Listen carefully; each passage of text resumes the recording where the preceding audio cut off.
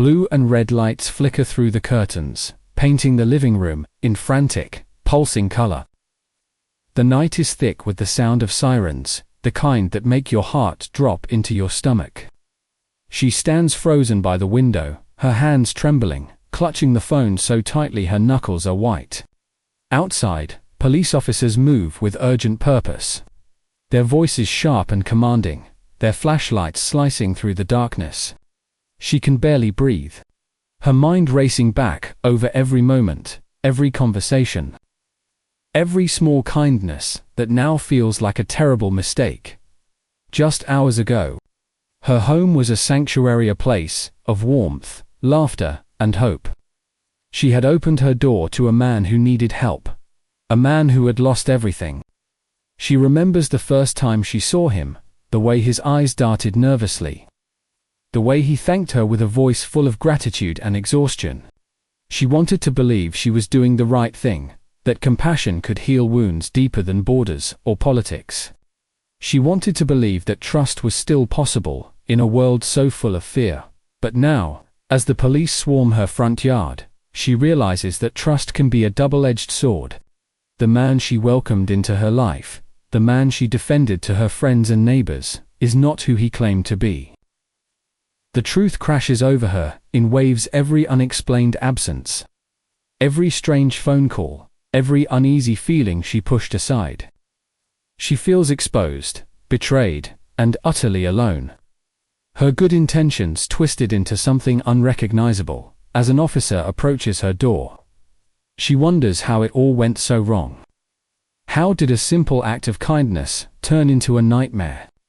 How did she, an ordinary woman with an open heart, become entangled in something so dark and dangerous?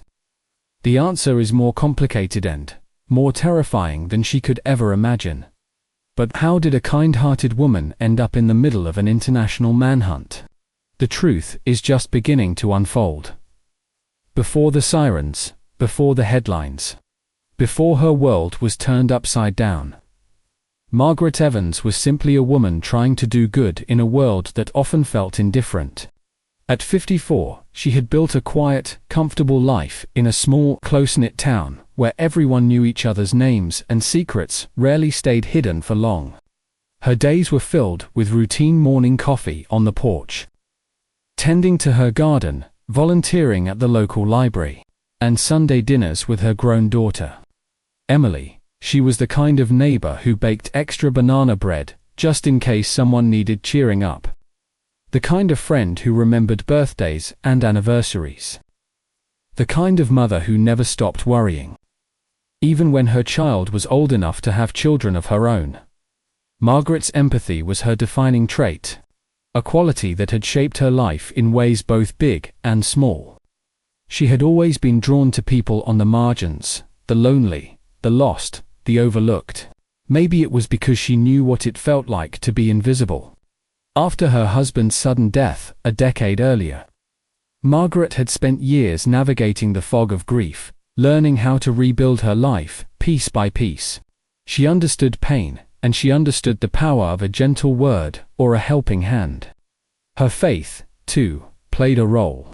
Raised in a family where service was a way of life, she believed deeply in the idea that kindness could change the world, even if only in small, quiet ways. Her home was a reflection of her heart, warm, welcoming, filled with the scent of fresh flowers and the sound of soft music. She kept a guest room ready, just in case someone needed a place to stay at. Tradition started by her mother, who had once taken in a runaway teenager for a summer. Margaret's friends sometimes teased her for being too trusting, too willing to see the best in people, but she wore their gentle ribbing as a badge of honor. In a world that seemed to grow colder by the day, she was determined to be a source of light. It was this unwavering belief in the goodness of others that led her to the community center one rainy Thursday evening. The local church was hosting a meeting about the refugee crisis, and Margaret, moved by the images she'd seen on the news, families fleeing war, children sleeping in tents, felt compelled to attend. She listened as speakers described the challenges faced by those seeking safety. Language barriers, trauma, the struggle to find work, and acceptance in a new land. Margaret's heart ached for them, and she found herself wondering what more she could do. After the meeting, she lingered, speaking with volunteers and organizers. She learned about a new program matching refugees with host families, offering them a chance to start over in a safe, supportive environment. The idea resonated with her deeply. She thought of her empty guest room, her quiet evenings, her desire to make a difference. She thought of her own loneliness, and how much it had meant when others reached out to her in her darkest days. Margaret went home that night with a sense of purpose she hadn't felt in years. She filled out the application, answered questions about her background, her home, her willingness to help. She told herself it was the right thing to do, that she could offer someone a fresh start. She imagined sharing meals, exchanging stories, building a bridge between worlds. She imagined making a real, tangible difference in someone's life. What she didn't imagine what she couldn't have imagined was how that single act of kindness would set in motion a chain of events that would test everything she believed about trust, compassion, and the true cost of opening your heart to a stranger. It began with a phone call on a grey, drizzly afternoon. Margaret was folding laundry when her phone buzzed, the unfamiliar number lighting up her screen. On the other end was Linda, the coordinator from the refugee support program she'd met at the church. Linda's voice was warm, but tinged with urgency.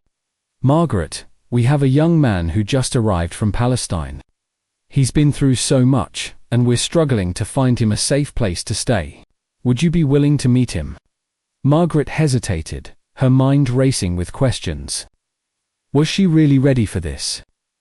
She'd filled out the forms, attended the orientation, but the reality of welcoming a stranger into her home suddenly felt daunting. She thought of her quiet routines, her carefully tended space, the comfort of solitude she'd grown to cherish.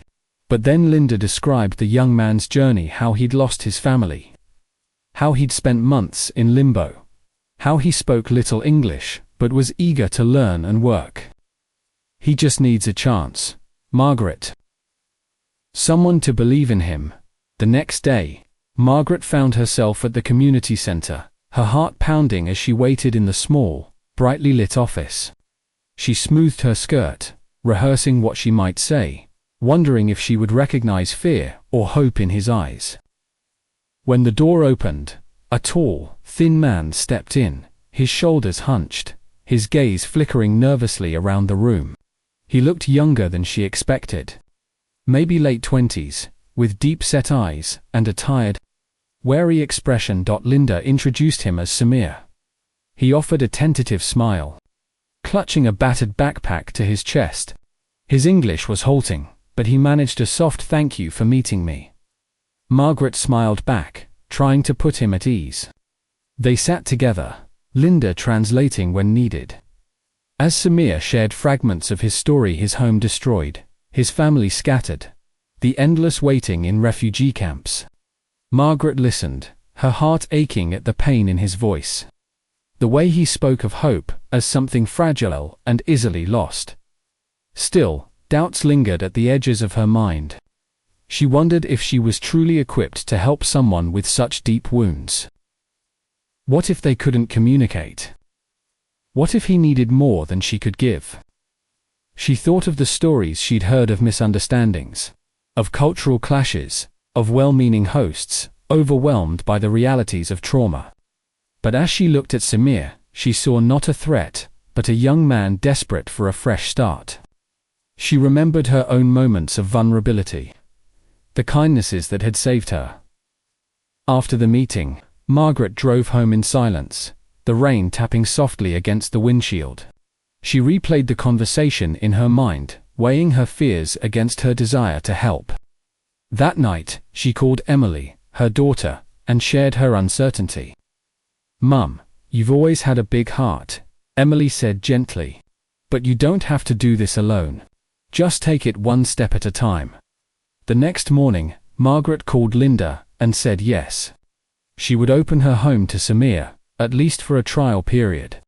She spent the day preparing the guest room, changing the sheets, setting out fresh towels, placing a small vase of flowers on the nightstand.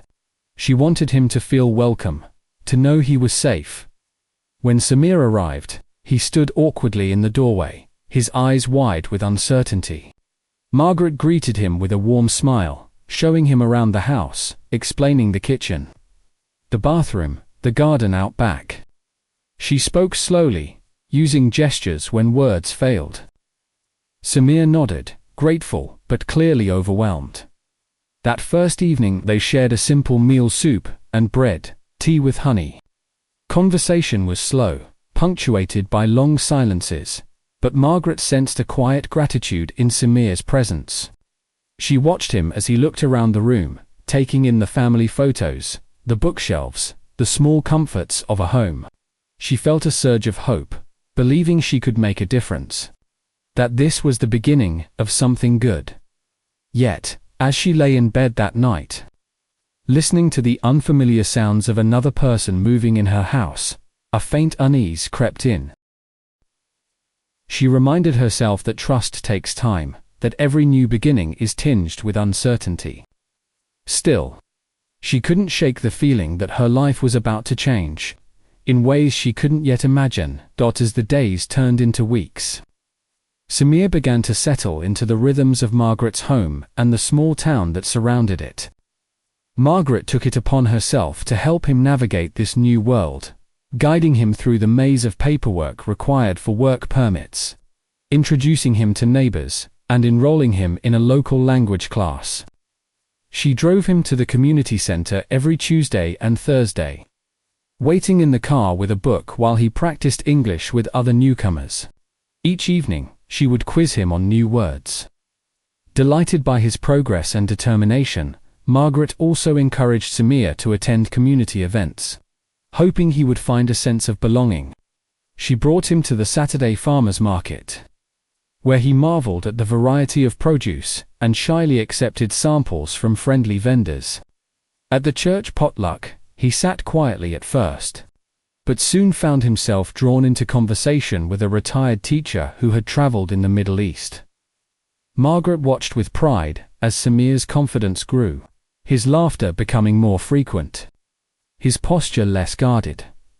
Together, they worked on his resume, filling in the gaps with whatever experience he could recall. Margaret reached out to friends and acquaintances, asking if anyone knew of job openings. She was touched by the outpouring of support and offer to help with interview practice. A neighbor willing to give Samir a trial shift at his cafe.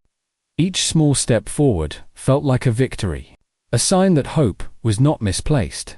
Yet amid the progress, Margaret began to notice small oddities, details that seemed insignificant at first, but lingered in her mind.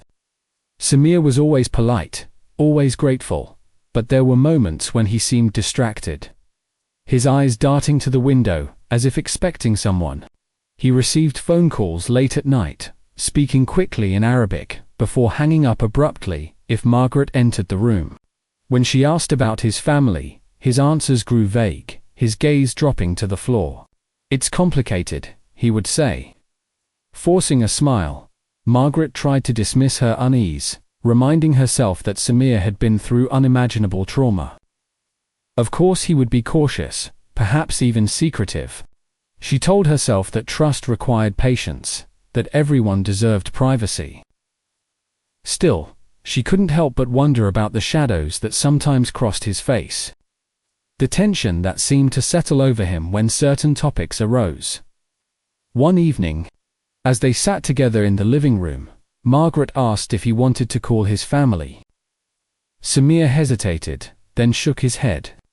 "Not safe," he whispered, his voice barely audible.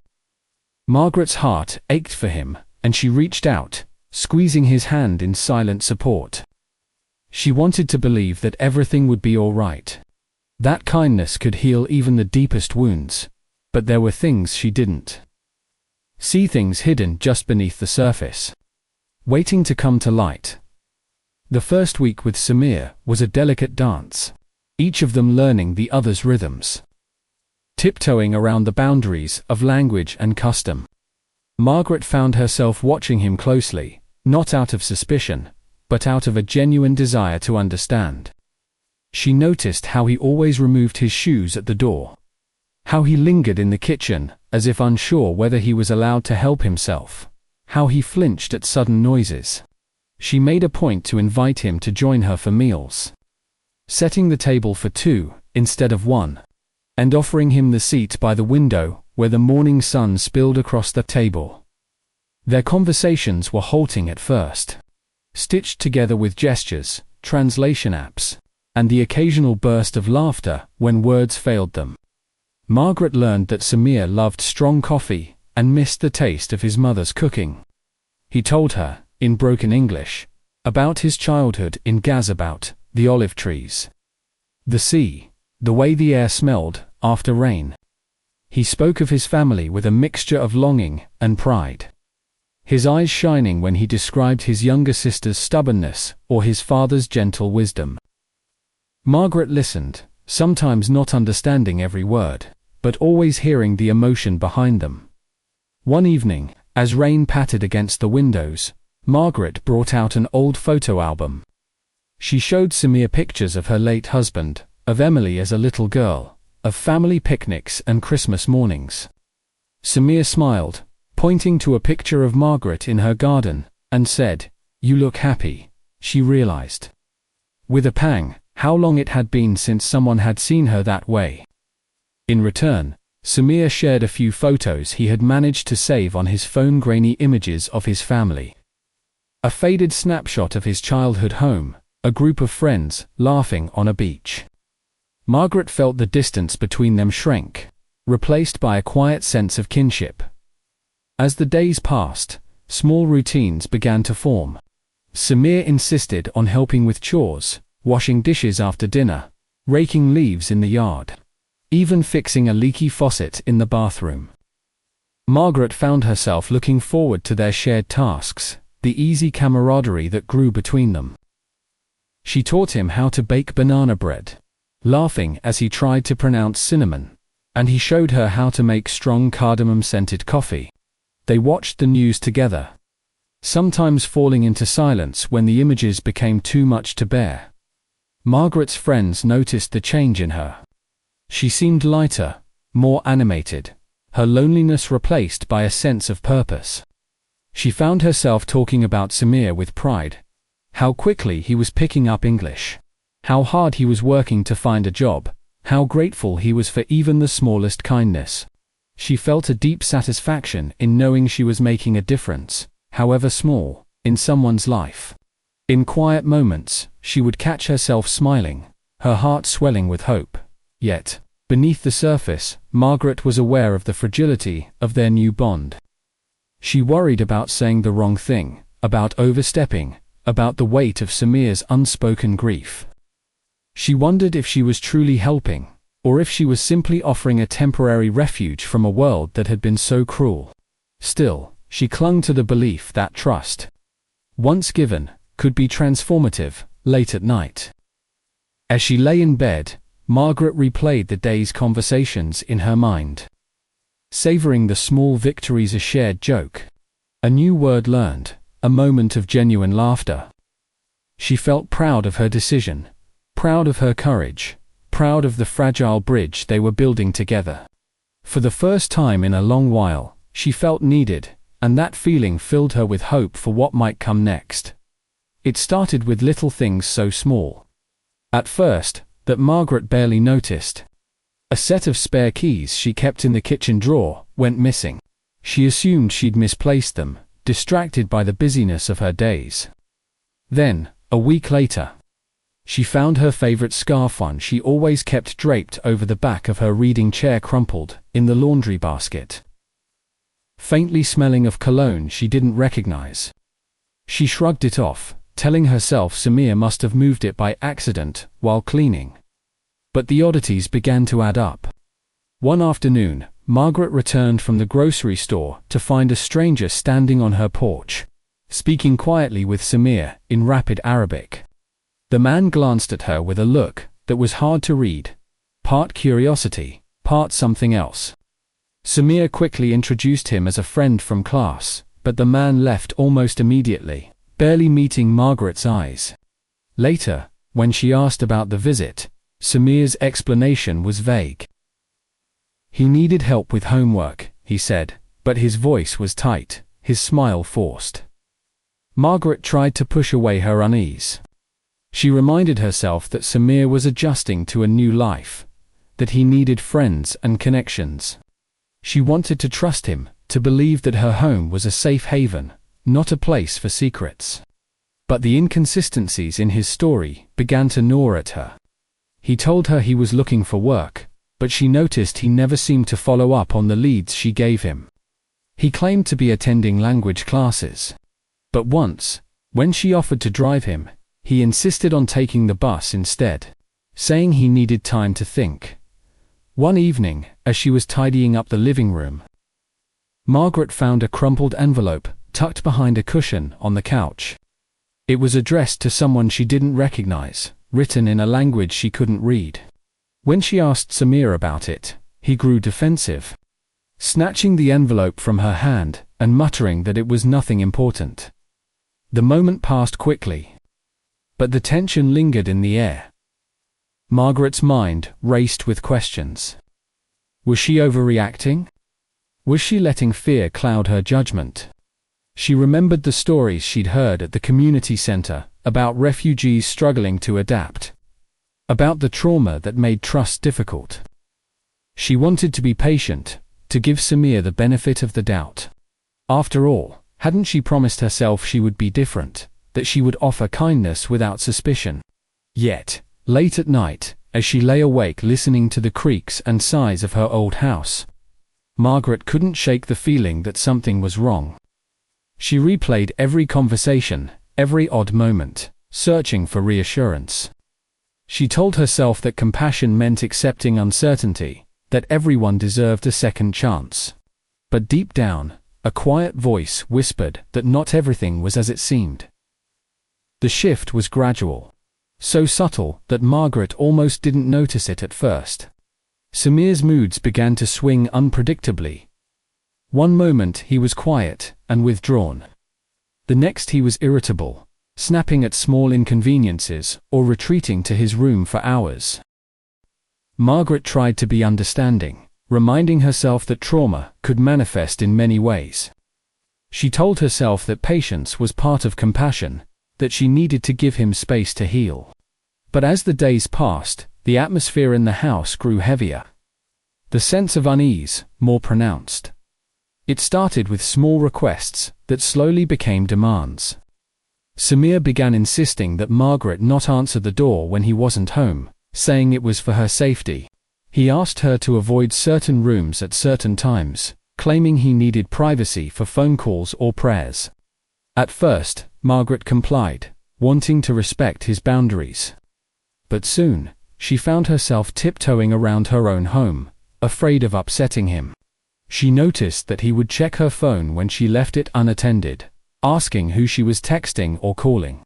When she mentioned plans to meet friends for coffee, he would frown and ask her to stay home, saying he didn't feel well or needed her help with something. Margaret's world began to shrink. She stopped inviting friends over, embarrassed by the tension in the house and unsure how to explain Samir's behavior. When Emily called, Margaret found herself downplaying her concerns, not wanting to worry her daughter. "He's just having a hard time adjusting," she would say, forcing a lightness into her voice that she didn't feel. But Emily sensed something was wrong. "Mum, are you sure you're okay?" she asked more than once. Margaret always reassured her, but the truth was, she was starting to feel trapped. Samir's control extended beyond the home. He began to monitor Margaret's activities, questioning her about her whereabouts and the people she spoke to. If she was late coming home from the store, he would greet her with a barrage of questions, his tone sharp and accusatory. "Where were you? Who did you see?" At first, Margaret tried to laugh it off, but the intensity in his eyes made her uneasy. She started to second-guess herself. wondering if she was somehow to blame for his anxiety. The emotional manipulation grew more insidious. When Margaret tried to set boundaries or express her discomfort, Samir would become sullen or angry, accusing her of not trusting him, of being ungrateful for his presence. He reminded her of all the ways he had helped around the house, all the things he had done to repay her kindness. "You said you wanted to help me," he would say, his voice trembling with hurt. "But now you treat me like a criminal." Margaret felt a wave of guilt, her resolve crumbling under the weight of his words. She began to doubt her own judgment. Was she being unfair? Was she letting fear and suspicion cloud her compassion? She replayed every conversation, every argument, searching for reassurance that she was doing the right thing. But the more she tried to assert herself, the more isolated she became. Samir discouraged her from attending community events, saying it was too dangerous, that people might not understand their situation. He convinced her to stop volunteering at the library, insisting that she needed to rest, that she was doing too much. Margaret's world, once filled with friends, laughter, and purpose, became small and suffocating. She spent her days walking on eggshells, afraid of triggering Samir's anger or disappointment. She missed the simple joys of her old life, the freedom to come and go as she pleased, the comfort of sharing her worries with friends. She felt alone in her own home, her confidence eroded by constant self-doubt. At night, Margaret lay awake, her mind racing with questions she was too afraid to voice. How had things changed so quickly? Was she imagining the danger, or was it real? She longed to reach out for help, but shame and fear held her back. She worried that no one would believe her, that she would be seen as foolish or naive for trusting a stranger. The isolation was complete, and Margaret felt herself slipping further and further away from the woman she used to be. In the quiet darkness, she wondered if she would ever feel safe again. It happened on a chilly Thursday morning, the kind where the air felt sharp and brittle, and Margaret's nerves were already frayed from another restless night. Samir had left early, saying he needed to meet someone about a job. The house was unusually quiet, the silence pressing in on her as she moved through her morning routine. She tried to distract herself with chores, but her mind kept circling back to the growing sense of unease that had become her constant companion. While dusting the bookshelf in the guest room, Margaret noticed the edge of a small, black notebook peeking out from beneath the mattress. She hesitated, her heart pounding, torn between respecting Samir's privacy and the gnawing feeling that something was terribly wrong. Finally, unable to resist, she reached for the notebook and flipped it open. The pages were filled with names, phone numbers, and notes written in Arabic. Some entries were in English addresses, dates, cryptic references to meetings. One name, circled several times, caught her eye: Youssef Al-Masri. The handwriting was hurried, almost frantic. A chill ran down her spine. She remembered the envelope she'd found weeks earlier, the strange visitors, the late-night phone calls. Suddenly, the pieces began to fit together in a way that made her stomach twist with dread. She snapped a photo of the most suspicious page with her phone, her hands shaking. Desperate for answers, Margaret sat at her computer and typed the name into a search engine. The results loaded slowly, each headline more alarming than the last. Youssef El-Masri, suspected in international fraud ring. Interpol issues red notice for El-Masri. There were photos, too grainy, but unmistakable. The man in the images was Samir, or at least, the man she knew as Samir. The articles described a web of deception spanning several countries, involving stolen identities, financial crimes, and a string of victims left in his wake. Margaret's breath caught in her throat. She felt dizzy, her vision swimming as the truth crashed over her. The man she had welcomed into her home, the man she had defended and cared for, was not a lost refugee seeking safety. He was a wanted criminal, hiding in plain sight.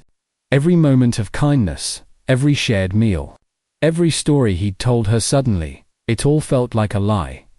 Her mind raced back over the past weeks, replaying every red flag she had ignored, every uneasy feeling she had pushed aside. She felt a wave of nausea, a deep, aching sense of betrayal. How could she have been so blind? How could she have let herself and her home become a refuge for someone so dangerous? As she sat there, paralyzed by shock and fear, her phone buzzed with a new message. It was from an unknown number. Do not trust him. Call the police. The words sent a fresh jolt of terror through her. Someone else knew. Someone was watching. Margaret's world tilted on its axis. The trust she had so carefully built was shattered, replaced by a cold, consuming fear. She realized, with devastating clarity, that she was in far more danger than she had ever imagined. And now, she was truly alone. Margaret's hands trembled as she locked her bedroom door, her mind racing with panic and disbelief. The walls of her once safe home now felt like a cage, every shadow a threat. But beneath the fear, something else began to stir, quiet, determined resolve. She could not let herself become another victim. She would not let Samir, or Youssef, or whatever his real name was, control her any longer. She took a deep breath and forced herself to think clearly. The first step was to gather evidence. She carefully photographed every page of the black notebook, making sure to capture the names, numbers, and addresses. She searched Samir's room for anything else that might help the authorities' old SIM cards. A second phone hidden in a drawer, a stack of envelopes with unfamiliar names. Each discovery made her heart pound harder, but she pressed on, knowing that every detail could be crucial. Margaret knew she had to be careful. If Samir suspected anything, she didn't know what he might do. She deleted her search history, hid her phone in her pocket, and tried to act as normal as possible when he returned that afternoon. He seemed distracted, barely speaking to her, but she caught him watching her with a strange intensity. She forced a smile, her mind working furiously behind her calm facade.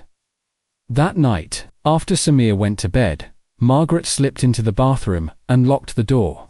With shaking hands, she dialed the local police station, whispering her story to the officer on the other end. She explained everything: the false identity, the evidence she'd found, the fear that had taken over her life. The officer listened carefully, instructing her to stay calm and not confront Samir. "We'll send someone as soon as we can," he promised. "Keep yourself safe." Margaret barely slept, her mind replaying every possible scenario. What if Samir realized what she'd done? What if he tried to run, or worse, tried to hurt her? She packed a small bag with essentials: her passport, some cash, her phone charger, and hid it in the closet, just in case she needed to leave in a hurry. Every creak of the house made her jump. Every footstep in the hallway sent her heart racing. The next morning, she went through the motions of breakfast, her nerves stretched to the breaking point. She watched Samir closely, searching for any sign that he knew. When he left the house, she locked the door behind him and called the police again, her voice barely above a whisper. "Please hurry," she begged. "I don't know how much longer I can keep this up." Margaret knew she was risking everything: her safety, her home, her peace of mind. But she also knew she had no choice. She would not let fear win. She would fight back, no matter the cost. And as she waited for help to arrive, she clung to the hope that soon, this nightmare would finally end. The afternoon sun was beginning to fade when Margaret heard the front door creak open. Her heart hammered in her chest as Samir's footsteps echoed down the hallway, heavier and more purposeful than usual. She was in the kitchen, her packed bag hidden behind the pantry door, her phone clutched tightly in her hand. She tried to steady her breathing, forcing herself to appear calm, but every muscle in her body was taut with fear. Samir entered the room, his eyes scanning her face with a cold, calculating intensity. "You seem nervous," he said quietly, his accent sharper than usual. Margaret forced a smile, but her voice betrayed her. "Just tired," she replied, her words barely above a whisper. He stepped closer, his presence suddenly menacing. The air between them, thick with unspoken threats. For a moment, neither of them moved.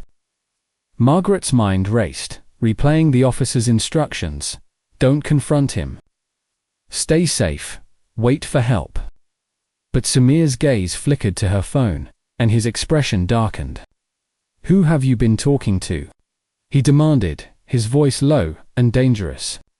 Margaret's hands shook as she tried to answer, but before she could speak, a sharp knock rattled the front door. Samir froze, his eyes wide with alarm. The knock came again, louder this time, followed by the unmistakable command, "Police, open up." In a flash, Samir lunged for the back door, but Margaret, acting on pure instinct, blocked his path. "Stop," she cried, her voice trembling but fierce. For a split second, their eyes met hers, filled with terror. His with rage. Suddenly, the front door burst open, and officers flooded into the house, weapons drawn, voices booming. "Get down. Hands, where we can see them." Samir hesitated, then bolted for the kitchen window, but two officers tackled him before he could escape. Margaret stumbled back, her breath coming in ragged gasps, as the chaos unfolded around her. In the blur of shouting and flashing lights, Margaret felt her knees buckle. An officer gently guided her to a chair, reassuring her that she was safe now. As Samir was handcuffed and led away, his eyes met hers one last time, no longer pleading, but cold and empty. The nightmare was over. But Margaret knew her life would never be the same. The house was eerily quiet after the police left. The only sound, the distant hum of sirens, fading into the night. Margaret sat at her kitchen table, her hands wrapped around a mug of untouched tea, staring blankly at the wall. The adrenaline that had carried her through the ordeal was gone, replaced by a heavy, aching exhaustion. Every room felt different, now stripped of its warmth. Haunted by memories she wished she could erase. She replayed the events over and over in her mind, searching for the moment when everything had gone wrong. Guilt gnawed at her, sharp and relentless. How could she have missed the signs? How could she have let herself be fooled so completely? She thought of her friends, her daughter, the people who had trusted her judgment. The shame was almost unbearable. Sleep came in fitful bursts, interrupted by nightmares and the echo of Samir's voice. She jumped at every unexpected sound, her nerves raw and frayed. Even simple tasks, watering her plants, making breakfast, felt foreign, as if she were moving through someone else's life. The home she had once loved now felt like a reminder of her own vulnerability. But slowly, with each passing day, Margaret began to reclaim small pieces of herself. She reached out to Emily, finally sharing the full story, letting herself be comforted. She accepted help from friends who brought meals, who sat with her in silence, who reminded her that she was not alone. She started seeing a counselor, learning to forgive herself, to understand that her compassion was not a weakness, but a strength. The road to recovery was long and uncertain, but Margaret took it one step at a time. She knew she would never be the same, but she also knew she would not let fear define her. In the quiet moments, she found a fragile hope, a belief that healing was possible, even after the deepest betrayal, in the weeks that followed. The story of Margaret and Samir spread quickly through the town and beyond.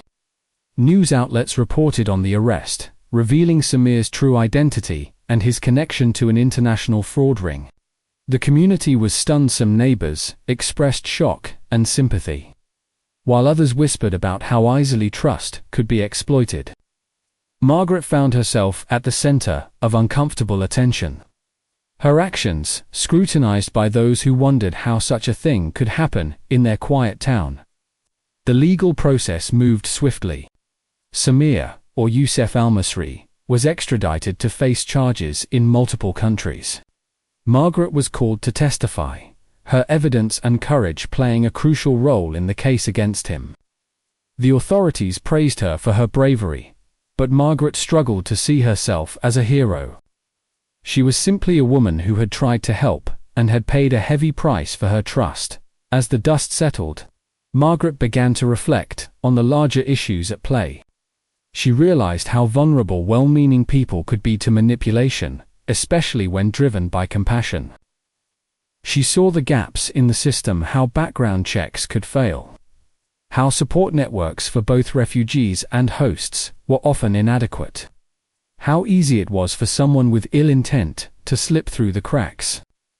She spoke at community meetings, urging others to remain open-hearted but vigilant, to ask questions, and to seek support when something felt wrong.